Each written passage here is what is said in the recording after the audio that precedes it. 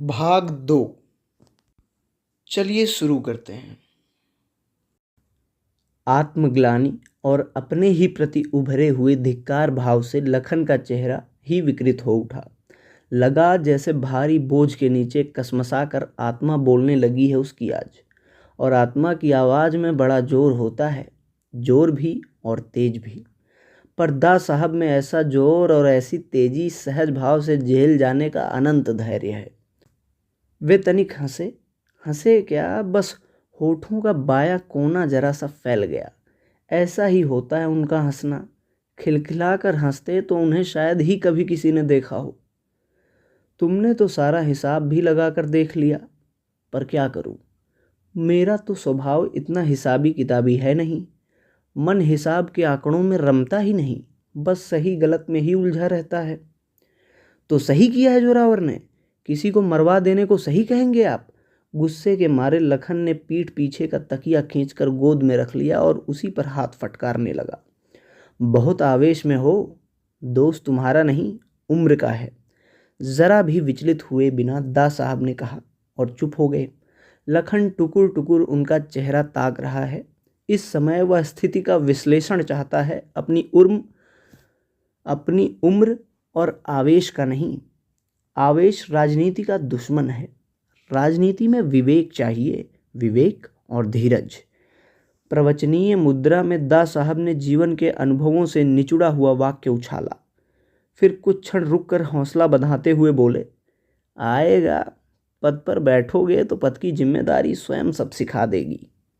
कहाँ रखा है पदवद, भूल जाइए अब सब।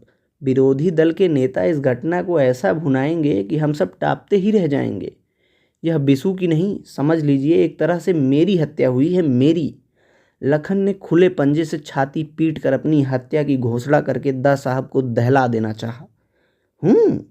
दा साहब ने कुछ इव भाव से हुंकार भरी, जैसे स्थिति का नए सिरे से पूरा पूरा जायजा ले रहे हों। 9 तारीख को यानी 3 दिन बाद ही मीटिंग का ऐलान हो गया है उनकी तरफ से। सुकुल जी खुद आ रहे हैं भाषण देने। जानते तो हैं सुकुल जी के भाषण का करिश्मा, आग उगलते हैं आग। गांव वैसे ही सन्नाया बैठा है, एक ही भाषण में बहा कर ले जाएंगे सारे गांव को अपने साथ। लखन ने भी जैसे कमर कस ली है कि आज दा साहब की इस संतई मुद्रा को तोड़कर ही रहेगा। एक इन मसाल वालों को छूट मिली हुई है, उल्टा सीधा जो मर्जी आए छापने की। इमरजेंसी में बंद हो गया था, ठीक था। ऐसे अखबार पर तो आपको भी गलत बात है। दा साहब ने अंकुश लगा दिया एकदम। यह तुम नहीं, तुम स्वार्थ बोल रहा है। स्वार्थ को इतनी छूट देना ठीक नहीं कि वह विवेक को ही खा जाए। अखबारों को तो आज़ाद रहना ही चाहिए। वे ही तो हमारे कामों का, हमारी बातों का असली दर्पण होते हैं। मेरा तो उसूल है कि दर्पण को धुंधला मत होने दो। हाँ, अपनी छवि देखने का साहस होना चाहिए आदमी में। बड़ी हिम्मत और बूता चाहिए उसके लिए। इससे जो कतराता है वह दूसरों को नहीं, अपने को ही छलता है। कैसे कैसे संपादकीय छापे थे, कैसी कैसी तस्वीरें छापी थी उस आगजनी की घटना की। और अब क्या चुप रह जाएंगे? आने दीजिए उनका अगला अंक। देखिए क्या सनसनीखेज बनकर आती है सारी बात। आवेश का एक कतरा तक कहीं दिखाई नहीं दे रहा है, न दा साहब के चेहरे पर न स्वर में। और लखन है कि भीतर ही भीतर जल्ला रहा है बुरी तरह। इस घटना की सारी खतरनाक संभावनाओं को सामने रखकर वह विचलित कर देना चाहता है दा साहब को, हिला देना चाहता है उन्हें। एक और तुरप का पत्ता चला उसने। जानते तो हैं लोचन भैया कितने दिनों से अपनी खिचड़ी अलग पका रहे हैं। देखिए इस घटना से उनका कैसा उफान आता है उनकी खिचड़ी में। जोड़ तोड़ करके अविश्वास का प्रस्ताव ले आए तो आपको भी लेने के देने पड़ जाएंगे, मैं कह देता हूँ। लखन, आवाज़ की हल्की सी सख्ती ने ज़बान की लगाम खींच दी लखन की। जिस दिन अपने लोगों का विश्वास खो दूंगा उस दिन कुर्सी पर नहीं बैठूंगा। सबके विश्वास पर ही टिकी हुई है मेरी कुर्सी, सबके सद्भाव पर ही जिंदा हूँ मैं। विश्वास सद्भाव ही नहीं रहा तो मेरे रहने का क्या मतलब? ठीक है, सबके विश्वास पर आप अपनी कुर्सी जमाइए, सुकुल बाबू अपनी मीटिंग जमाएं, दत्ता बाबू अपना अखबार जमाएं, बस हम ही अपनी कब्र खोद देते हैं। हथियार डालने के अंदाज में लखन बोला। उसके आवेश पर दुख, निराशा और पराजय की गहरी परत चढ़ाई थी। तभी फ़ोन की घंटी बजी। दा साहब ने बगल से चोंगा उठाकर कान पर रख लिया और बदन को तकिए पर जरा सा ढीला छोड़कर पसर से गए। दूसरे हाथ से अपना अधगंजा सिर सहलाते हुए बड़े इत्मीनान से फुनियाते रहे।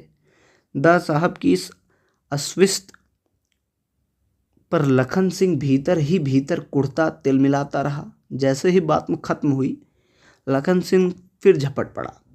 माफ़ करिए दा साहब, इस बार आप न जोरावर को दबा पाएंगे और ना ही यह सीट जीत पाएंगे।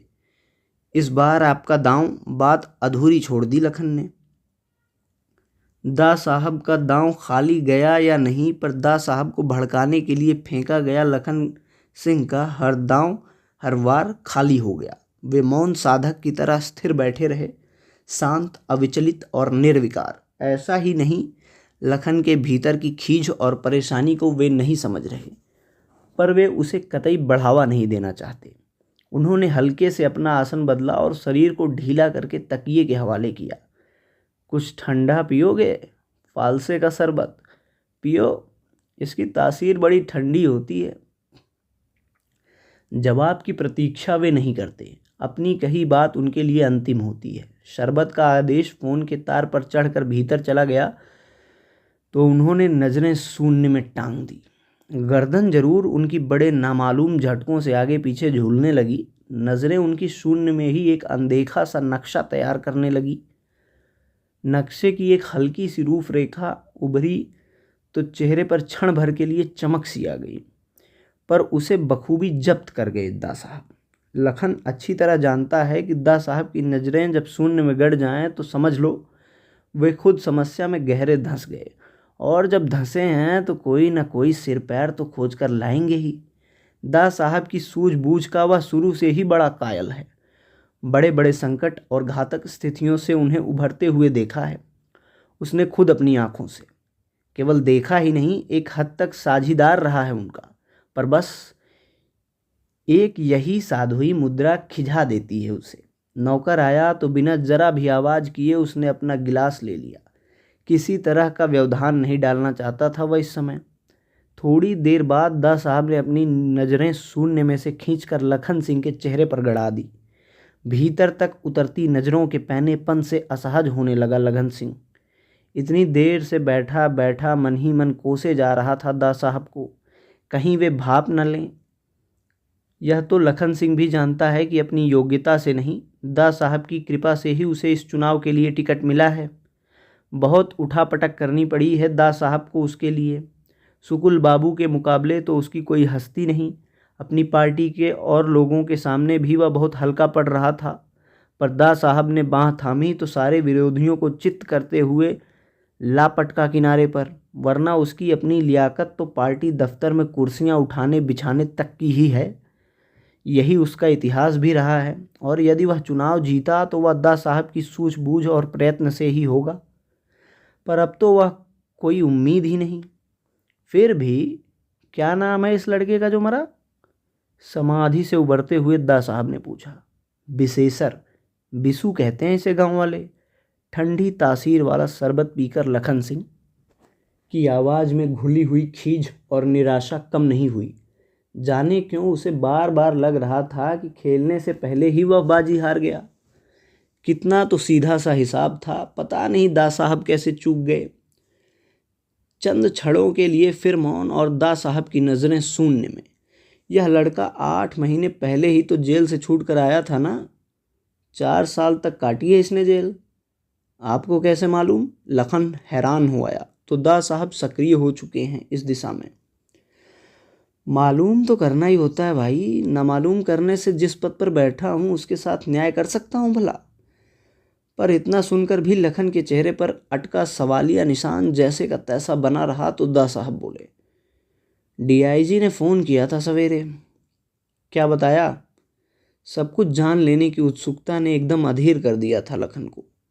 किस बारे में? यही बिसू के मौत के बारे में। मालूम हुआ है इस केस के सारे कागजात डीआईजी के पास पहुंच गए हैं। दा साहब ने केवल गर्दन हिला दी। आपने कोई आदेश नहीं दिया? मेरा मतलब है कि कोई संकेत की रिपोर्ट तैयार करते समय।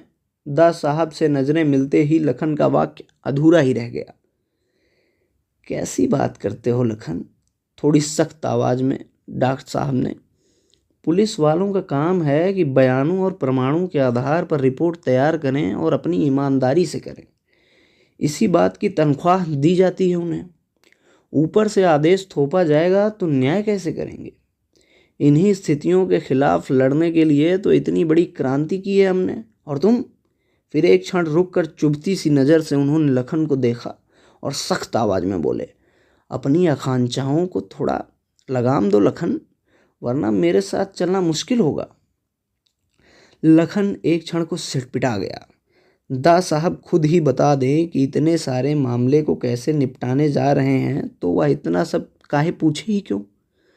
पर दा साहब ने फ़ोन उठा लिया और वित्त मंत्री से किसी योजना के बारे में बात करने लगे। लखन बैठा भीतर ही भीतर कुड़ता तिलमिलाता रहा।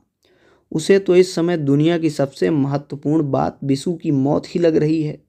उसके प्रति कोई उदासीन कैसे रख सकता है भला? या फिर उसे इतने सहज सामान्य ढंग से कैसे ले सकता है, जैसे बिसु की मौत कोई मामूली बात हो। सिर्फ एक आदमी का मरना भर। फ़ोन ख़त्म हुआ तो हिम्मत करके पूछा, डीआईजी का फ़ोन आया था किस लिए? सब अपने अपने को लेकर परेशान हैं। वह भी तो प्रमोशन के लिए छटपटा रहा है। स्वभाव है आदमी का, जो जहाँ है वहाँ से संतुष्ट नहीं, और चाहिए और चाहिए। पर आईजी का तबादला तो रुक गया था, तब इसका प्रमोशन कैसे होगा? लखन की हर बात में शंका लिपटी जिज्ञासा कायम है बस्तूर। पर उस ओर से एकदम लापरवाह हो। दा साहब सहज ढंग से ही बात कर रहे हैं। मैं ही रोके हुए था अब तक। माना थोड़ी बहुत ज्यादतियाँ की उसने, पर क्या करता, मजबूर था बेचारा। ऊपर से हुक्म आता उसे बजाना पड़ता। गुलामी आत्मा का क्षय तो करती ही है। वैसे आदमी तो अच्छा ही था। आगजनी वाले मामले में वाक्य पूरा नहीं करने दिया दा साहब ने बीच में ही बोले, क्या करें, हमारे पास भी तो ऊपर से आदेश आया कि तबादला करो, या ऊपर का चक्कर ही बुरा होता है। तो प्रमोट हो रहे हैं डीआईजी। लखन के मन में एक क्षण को कुछ कौंधा। वह भूल ही गया कि अभी अभी दा साहब से फटकार खा चुका है। उमक कर बोला, तब तो आप बुलाकर इशारा। लखन, एक सर्द सख्त की आवाज़ निकली और लखन की जीभ जैसे तालू से चिपक गई। एक क्षण रुककर फिर सहज हो आए दा साहब। पद के प्रलोभन से इतने अविवेकी मत बनो। कर्मचारियों को इसी तरह के आदेश देना उनके अधिकार में हस्तक्षेप करना है। मुझसे अब सब होगा नहीं भाई। मैं तो चाहता हूँ सबको अपने अपने अधिकार सौंपकर अपने अधिकारों को शून्य में बदल दूँ। तब कुछ नहीं होने का। लखन का स्वर गहरी हताशा में डूबा हुआ था। ठीक है, फंसे जोरावर। मैंने तो पिछली बार ही कहा था, इसको बचाना बहुत बड़ी गलती होगी। तुम तो बड़े मूर्ख हो भाई, जब से एक ही बात पीछे जा रहे हो। भला बताओ, मैं कौन होता हूँ बचाने वाला? वह कानून का मामला था, लोगों ने गवाही नहीं दी, पुलिस प्रमाण नहीं जुटा सकी, तो कैसे कुछ होगा? आज पहली बार लखन सिंह को लग रहा है कि दा साहब को पूरी तरह जानना मुश्किल है। जितना वह जानता है उस हिसाब से वे इतने निर्लिप्त नहीं रह सकते सारी घटना से, जैसे वे इस समय दिखाई दे रहे हैं। और यदि नहीं है तो उसे कुछ बता क्यों नहीं? उनके चुनाव के दिनों में कैसे जान झोंक कर काम किया था उसने। उसका मौका आया तो गांधी बाबा बनकर बैठ गए। बहुत जल्दी हौसला पस्त हो जाता है तुम्हारा। अच्छी बात है यह। लखन के भीतर की बेचैनी और घबराहट को भांपकर स्नेहहीन नज़रों से उसे सहलाया दा साहब ने। क्या जवाब दे लखन सिंह इस बात का? भीतर ही भीतर मन सुलग रहा है उसका गुस्से से। दा साहब की कुर्सी अभी सुरक्षित है, इसलिए आदर्श और उपदेश सूझ रहे हैं इन्हें। जब इनकी कुर्सी पर बनेगी तब हौसले का हाल पूछेगा। यदि यह चुनाव हार गए और जो इसी तरह गांधी बाबा बनकर बैठे रहे तो निश्चय ही हार जाएंगे। तब देखूंगा, उलट जाएगा सारा मंत्रिमंडल। सुकुल बाबू को कौन नहीं जानता? जब तक इनका पटड़ा नहीं बिठा देंगे, न खुद एक दिन चैन से रहेंगे न इन्हें रहने देंगे। दा साहब को क्यों नहीं यह खतरा नज़र आ रहा है? मेरा हारना चाहे अहमियत ना रखता हो, सुकुल बाबू का जीतना ज़रूर अहमियत रखता है। और इस बार पिछले चुनाव में खोए हुए हरिजनों के सारे वोट बड़ी आसानी से ले जाएंगे सुकुल बाबू। आप खुद सोच लीजिए। पर इस खतरे से भी विचलित नहीं हुए दा साहब। अगर जनता को विश्वास है कि शुक्ल बाबू और उन्हें अपना वोट दे देती है तो सबसे पहले मैं उनका स्वागत करूंगा। यह शुक्ल बाबू का नहीं, जनता की राय का स्वागत होगा। और जनता तो हमारे लिए। ठीक है, तब फिर। लखन सिंह ने अधीरता और आवेश में दा साहब के वाक्य को बीच में ही काटा, पर अपना वाक्य भी अधूरा ही छोड़ दिया। दा साहब का एक क्षण लखन का चेहरा देखते रहे, फिर आवाज़ को स्नेह से सींच कर समझाते हुए बोले, देखो भाई, मेरे लिए राजनीति धर्मनीति से कम नहीं। इस राह पर मेरे साथ चलना है तो गीता का उपदेश गांठ बांध लो, निष्ठा से अपना कर्तव्य किए जाओ बस, फल पर दृष्टि ही मत रखो। फिर एक क्षण ठहर कर पूछा, पढ़ते हो गीता या नहीं? पढ़ा करो, चित्त को बड़ी शांति मिलती है।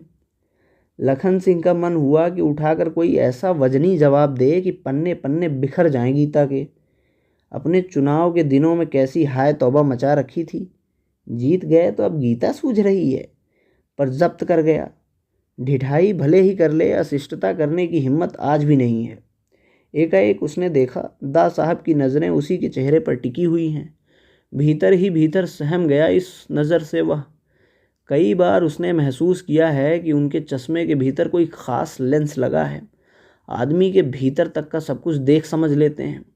एक लंबी हुंकार के साथ दा साहब ने अपनी नज़र फिर शून्य में गड़ा दी और फिर जैसे वहीं से कोई मुद्दा खींच कर लाए हों। शुक्ल बाबू की मीटिंग 9 तारीख को है, तो ऐसा करो कि 4-5 दिन बाद अपनी भी एक मीटिंग रख लो। बात करेंगे गांव वालों से। वैसे भी एक हादसा हुआ है, जाना तो चाहिए ही। बिशु के माँ बाप को भी तो तसल्ली देनी चाहिए बेचारे। आप जाएंगे? ज़रूर जाइए, बहुत असर होगा आपके जाने का। यूँ भी चुनाव के बाद एक बार भी जहीं जाना हो सका आपका। एकाएक बहुत उत्साह में आ गया लखन सिंह, लेकिन दूसरे ही क्षण जैसे कुछ याद आ गया हो, ठंडे स्वर में बोला, बस एक ही डर है, शुक्ल बाबू के बाद वहाँ जमना मुश्किल होगा। मैं खुद देख कर आया हूँ, बहुत तनाव है गांव में। यूँ भी आप गांव वाले इतने मूर्ख नहीं रह गए। यह तो बड़ी खुशी की बात है।